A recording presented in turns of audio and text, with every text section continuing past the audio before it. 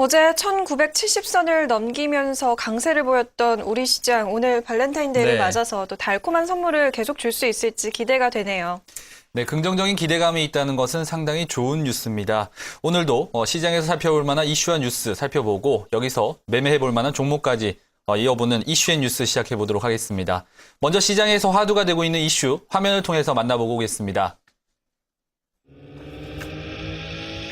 북한의 3차 핵실험에도 불구하고 한국 금융시장이 안정된 모습을 보였습니다.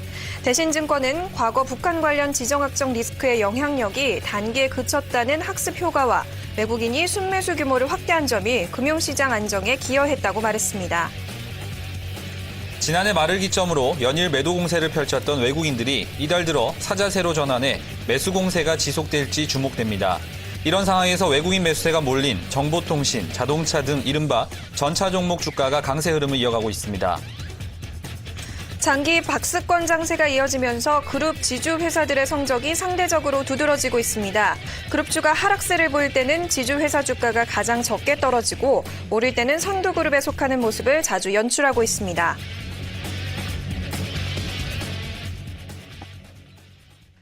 네, 이슈 뉴스 오늘은 뉴스탁 유창희 대표 나와 있습니다. 다양한 얘기 나눠보도록 하겠습니다. 안녕하세요. 안녕하세요. 네, 반갑습니다. 자, 우리 시장 어제 오는 기분 좋은 흐름을 이어가고 있습니다. 그런데 여전히 좀 긴장을 풀 수 없는 게 뭐 북한 지정학적 리스크 남아있고 환율 문제도 계속 남아있는 것 같아요. 풀리지 않은 숙제들 어떻게 보고 계신가요? 뭐 일단은 아직까지는 뭐 좀 확인 절차가 좀 필요한 시장이 아닌가 생각을 좀 하고 있어요. 그래도 일단은 지금 꼬인 실타래가 어떻게 보면 1월 말서부터 약간 계속 풀려가려는 조짐을 보였고 최근에 이런 게 거의 확인 절차에 들어가고 있는 것이 아닌가 생각을 좀 하고 있습니다.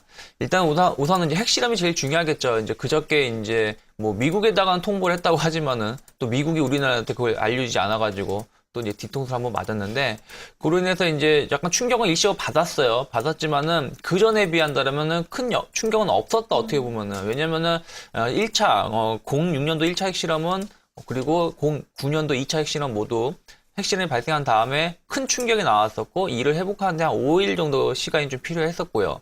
또 작년에 이제 장거리 뭐 로켓이 발사됐을 때도 뭐 하루 정도에서 이틀 정도 영향이 있었는데 뭐 이번에는 하루라고 말하기 뭐 한 게 거의 장중에 영향을 일시적으로 맞췄고 어저께 또 강하게 급등을 했기 때문에 이런 부분들이 이제 어쨌든 지정학적 리스크가 해소가 되고 있는 것이 아닌가라는 생각을 좀 하고 있고요. 또 그로 인해서 또 이제 보신다라면은 외국인이 뭐 또 강하게 매수했었다는 부분들을 본다라면은 이런 핵실험으로 1월 말서부터 불거져 나온 핵실험으로 인한 지정학적 리스크는 이제 해소가 됐다라고 좀 해석할 수 있다고 볼 수 있고요. 또 두 번째는 이제 환율이라고 말할 수 있겠죠. 환율이 이제 환율 역시 이제 1월 달에 이제 급락세를 보이면서 뭐 1,050원대까지도 위협을 하면서 좀 급락세를 보였었는데 이게 다시고 또 이제 급등세를 또 연출하면서 어찌됐든 결과론적으로는 뭐 1,080원에서 1,090원 사이에서 좀 안정세를 취하려고 하는 모습을 띠고 있습니다. 여전히 뭐 하루에 5원에서 6원 정도 급등락이 연출되고 있지만은 이러한 것이 계속 어떤 추세로 움직이는 것이 아니라 박스권 내에서 움직이고 있다는 얘기는 여기서 이제 방향성을 좀 잡아가려고 하는 것이 아닌가. 그럼 환율 부분에 대해서도 특히 이제 우리나라가 1월 달에 이제 크게 시장에 영향을 미쳤던 게 환율인데 그게 이제 안정기에 좀 접어든다라면은 또 이제 긍정적인 시그널이 될 수 있다 생각을 하고 있고요.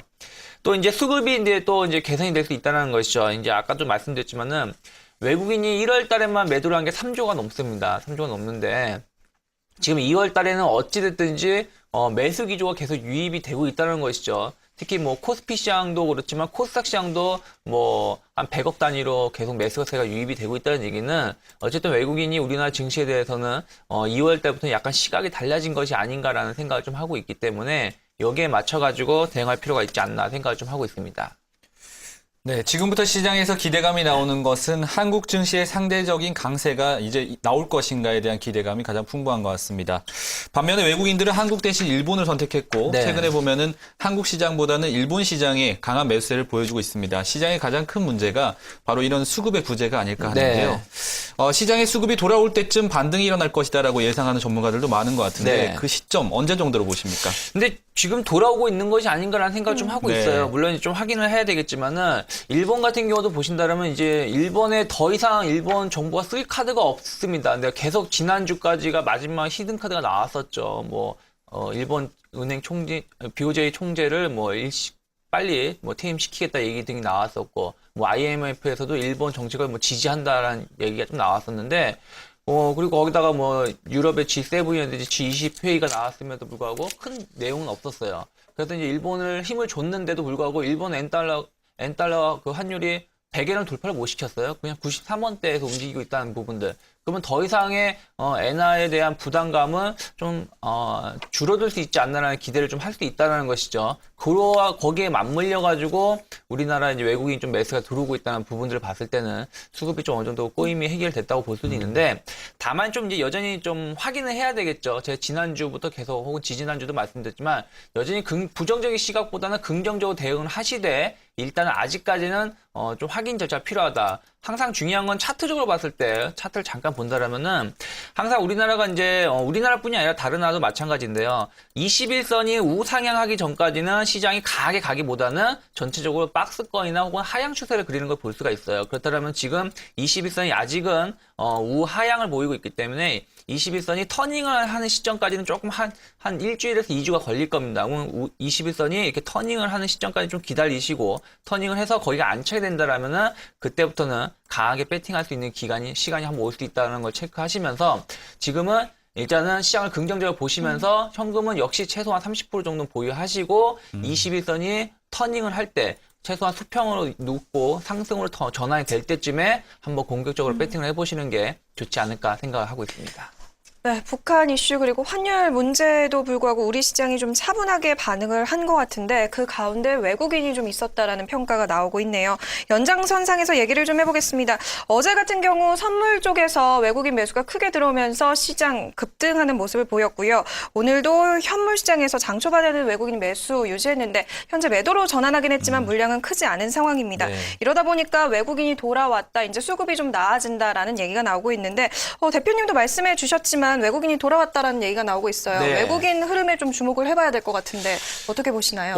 일단은 외국인 수급에 좀 주목을 해야 된다고 보고 있어요. 왜 그러냐면 우리나라의 시장이 어쨌든 시가총액을 따졌을 때 한 30에서 40% 가까이를 점유하고 있는 게 외국인이고, 실질적으로 파생 시장을 연결시킨다면 거의 50% 이상을 시장의 방향성을 결정지을 수 있는 게 외국인이 힘들이기 때문에 외국인 수급을 좀 관심 있게 보셔야 되는데, 어쨌든 지금 이제 외국인 수급이 계속 변화가 되고 있다는 부분들은 체크해야 될 필요가 있다고 보고 있습니다. 우선은 1월 달에 이제 우리나라의 가장 큰 우려감을 줬던 게 뱅가드 관련된 벤치마크 변경이 아닌가라는 부담감을 계속 작용했었던 거죠. 근데 이제 그로부터 이제 오늘이 한 14일 정도 됐기 때문에 한 달 가까이 지났어요. 근데 한 달 지나고 나서 분석 결과를 보니까 실질적인 뱅가드 관련해서 매도가 나왔다기보다는 2014년도 우리나라 기업들의 이익 추정치 하향에 따른 실망 매물이 더 많이 쏟아진 것이다라는 분석이 더 많이 나오고 있습니다. 그러다 보니까 그로 인해서 이제 주가가 급락이 나왔는데